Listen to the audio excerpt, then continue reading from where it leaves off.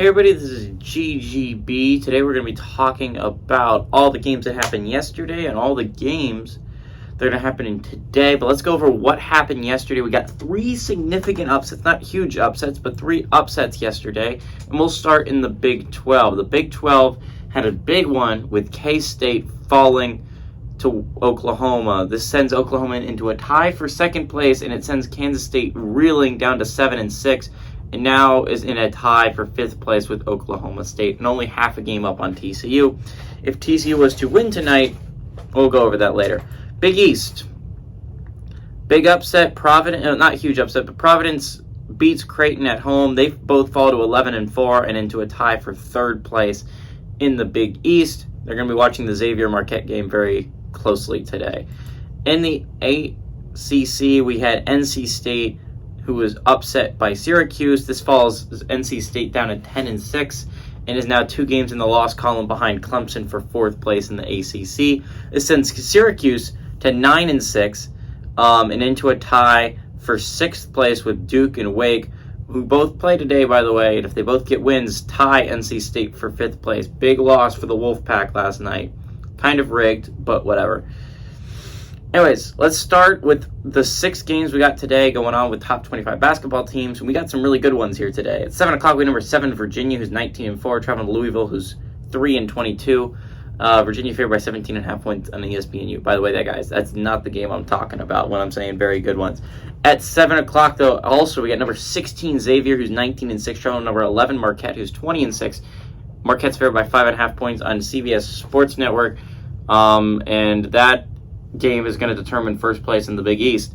7 o'clock, number 1, Alabama, who's 22-3, trailing number 10, Tennessee, who's 19-6. Tennessee favored by 3 on ESPN2. At 9 o'clock, we number 22, TCU, who's 17-8, trailing number 19, Iowa State, who's 16-8. Iowa State favored by 4 on ESPNU.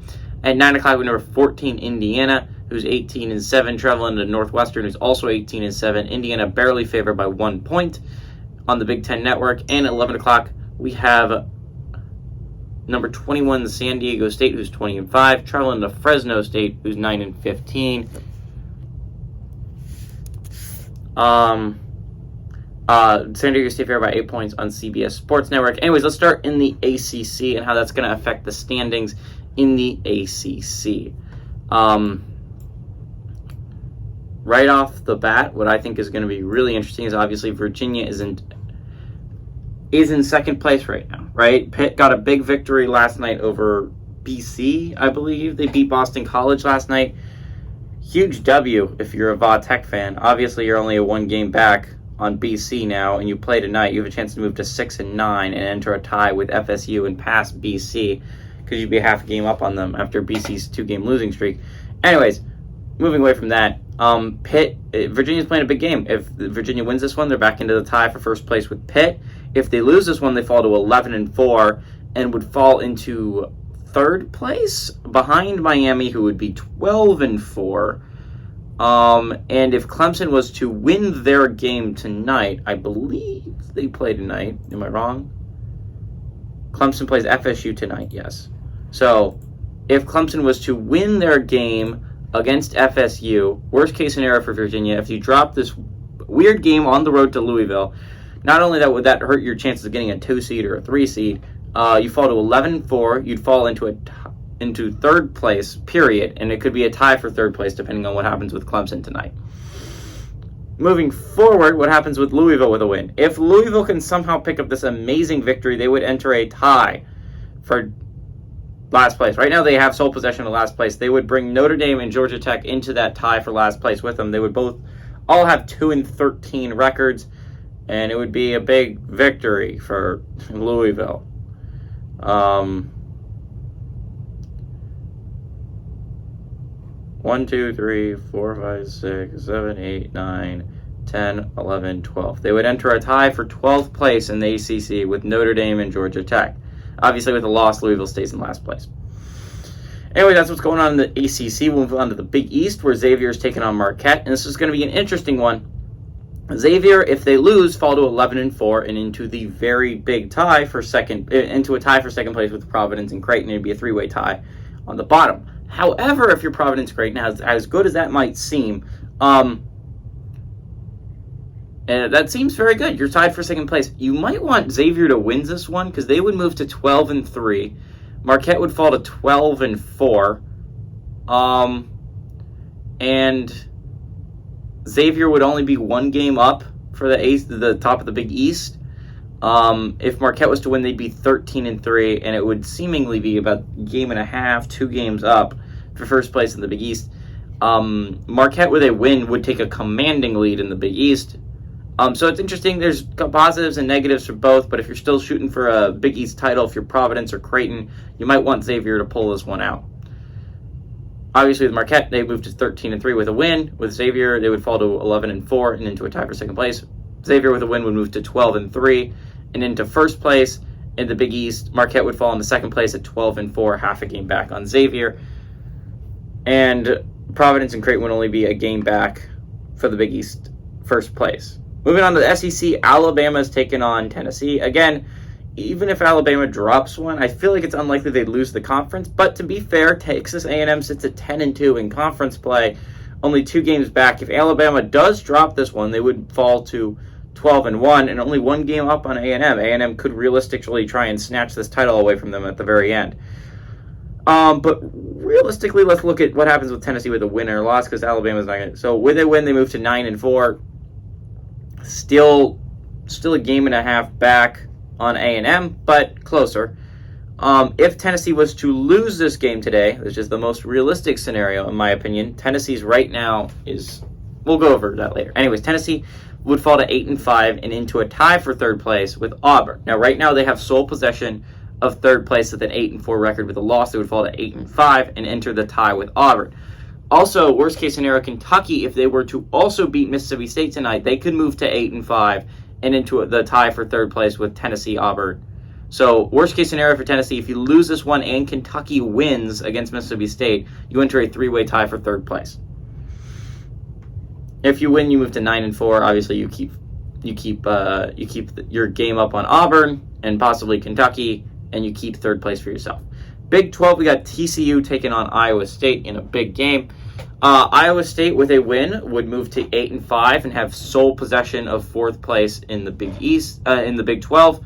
With a loss, they would fall to 7-6, and this is beneficial for both K-State and Oklahoma State. And while it would bring TCU back into the mix, and it would be a 4-way tie for fourth place, that's better, in my opinion, if you're K-State, just to have everyone in Oklahoma State, to have everyone close together. You would like Iowa State not to have a game advantage on you. So right now, Iowa State has half a game up. If they win, they have 8-5. They have sole possession of fourth place. If they lose, TCU wins. They move to 7-6. But they all, Iowa State, Kansas State, Okie State, and TCU are all at 7-6, and they're all into a tie for fourth place. 4-way tie for fourth place in the Big 12. Now, if TCU was to drop this one, which they've been doing a lot lately, lost 3 straight, and they've been on a kind of a skid, they would fall to 6-7. Not the biggest deal in the world. You're only a game back on K-State and Okie State, and West Virginia doesn't seem like they're going to possibly catch you. You would still be 2 games up on West Virginia, but it's definitely one that if you TCU's right now losing a lot of their chances of making the NCAA tourney. They fell out of the top 25. Actually, they're still in the top 25. Anyways, they're probably going to make the NCAA tourney, but honestly, they don't look like an NCAA tourney team right now, and if they keep losing, they're not going to. So, big game for TCU in that regard as well. Looking at the Big Ten, this is a huge game. Indiana playing Northwestern. I know it doesn't sound like it, but they're both 9-5, and they're tied for second place. Whoever wins moves to 10-5, and will move into second place, have sole possession of second place in the Big Ten, which is a huge deal. Whoever loses would fall to 9-6. Maryland and Iowa both play tomorrow and would have a chance to tie you for third place in the Big Ten if they win their games against Iowa, against Ohio State, and Maryland against Purdue. So basically, whoever loses, you fall to 9-6, and you're going to be watching the Maryland-Purdue game and the Iowa-Ohio State game very closely. You would have sole possession of third place, at least for now, but Maryland and Iowa would both have a chance to tie you as soon as tomorrow. Anyway, that's what's going on in the Big Ten. Not super complicated. Finally, we have San Diego State taking on Fresno State. San Diego State with a loss. This would be huge if you're a Nevada fan. Nevada right now They play their next game's against Utah State on Saturday. They beat Fresno State on Friday. It's a little bit of a break for the Wolfpack, but what I think is going to be really interesting about this game, if San Diego State loses, they still have first place, but they're only half a game up on Nevada and only 2 games up in the win column against Boise State. So big game here for San Diego State if you don't want either Nevada or Boise State to catch you. Fresno State with a win can move to 6-8 and only half a game behind New Mexico for 6th place in the Mountain West. Certainly, currently they sit in 7th place in the Mountain West, but would only be a game back on New Mexico, who is sliding right now. They're on a slide. So Fresno State can pull off this upset, 8-point dogs, but they are at home. If they could pull off this upset, you'd only be half a game back from taking 6th place in the Mountain West. Right now they have 7th. If they lose this game, they enter a tie with 7th with UNLV. UNLV would be also at 5-9 record. Fresno State has a 5-9 record. That's the tie. And also, you would only be a game up on Air Force, who's trying their hardest to come back and get higher in this Mountain West standings. Anyways, after all that, who am I going to pick for the upset of the day? I think right off the bat, you can eliminate Virginia-Louisville. Not to say Louisville can't pull off the upset. They came close against Miami this weekend when they were 20-plus point dogs. But Virginia, I think, is a better team than Miami. To be fair, this is going to be in Louisville. But, honestly, the only way I would pick that upset is if it was the only upset of the day that I could pick. Fresno State beating San Diego State also seems unlikely the way San Diego State playing. Again, they've won 3 straight. They're the second hottest team right now in the Mountain West, only behind Nevada. The Wolfpack has been playing out of their minds recently. And that leaves really 4 games, and I think it's going to be really interesting. I don't think Tennessee can beat... I think they can beat Bama. I think they have the talent to beat Bama. Right now, they're on a skid. And you know how you get right out of a skid? It's to beat a bad basketball team. Alabama is about as far away as that as you could possibly get. Tennessee's in a skid right now, and you're playing the best team in the country. Granted, it's at home, but you've lost some tough ones back-to-back in Vandy and Mizzou. Now, to be fair, you could bounce back with a big victory here. I don't see that happening. That leaves Marquette, Xavier, TCU, Iowa State, and Indiana Northwestern. By the way, I said at 1.5 points. The upset I picked yesterday was, technically speaking, the biggest upset of the day, even though Providence was only 1-point dogs. The K-State Oklahoma game ended up as a pick'em. Actually ended up with Oklahoma having a spread of 1 when the game started, actually being favored by 1.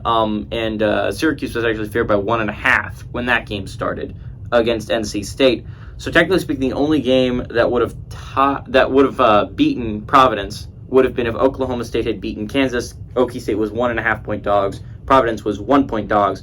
But Kansas beat Oklahoma State, so therefore I have 1.5 points after the second day. Anyway, Xavier Marquette seems interesting, but I like Marquette to defend their home court.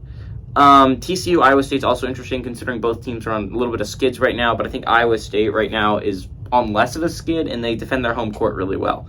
So I'm going to go with Iowa State to win that one. I like Northwestern to defend their home court. I think they're playing just as well as Indiana is right now. I believe they are a top 25 basketball team. And I like the Wildcats to defend their home court and get a little bit of an upset and extend to 10 straight days with an upset. Everybody, this is GGB saying adios amigos and go Wildcats.